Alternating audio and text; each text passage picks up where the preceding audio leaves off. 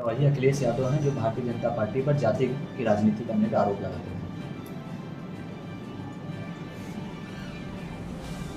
जब जब समाजवादी पार्टी सत्ता में रही या सत्ता से बाहर रही तो जातिवाद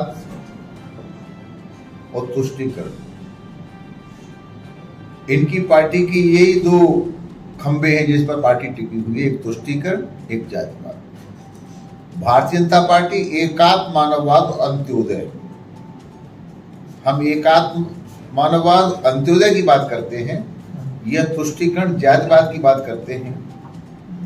इटावा की घटनाओं को मैंने बहुत नजदीक से गहन अध्ययन करने के बाद देखा है।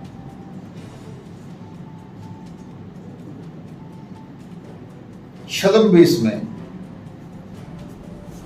किसी को धोखा देने के लिए, भ्रमित करने के लिए अगर कोई भी क्यों न हो, बहुत बड़ा अपराध है। मैं एक बहुत बड़ा दृष्टांत प्रमाण के साथ देना चाहता हूं। इस धरती पर रावण से बड़ा कोई विद्वान नहीं था, उसकी नाभि में अमृत था, और उत्तम कुल का, ब्राह्मणों का भी ब्राह्मण, उत्तम कुल पुलस्त करनाती शिवरंज पूजे वो भांति। जब वो सीता की चोरी करने के लिए एक महात्मा बन करके गया तो जानते हो गोस्वामी जी ने क्या कहा?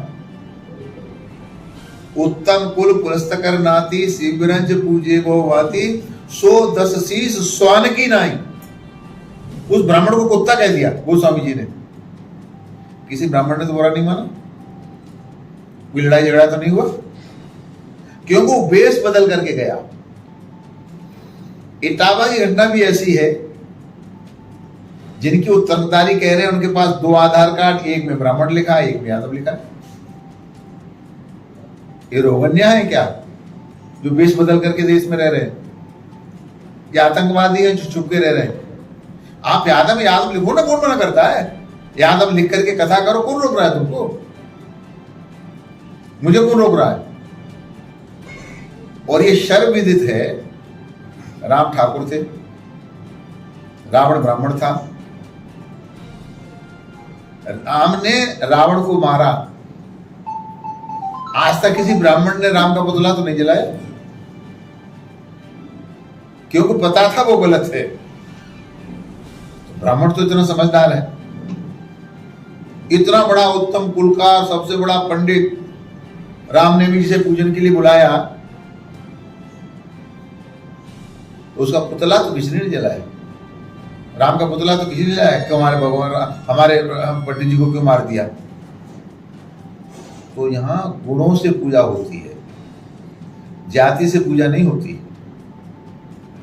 जहां तक भागवत का कथा का प्रश्न है, तो भागवत के पहले वक्ता सुखदेव जी महाराज तो मल्ला जाति से, निषाद जाति से आते थे।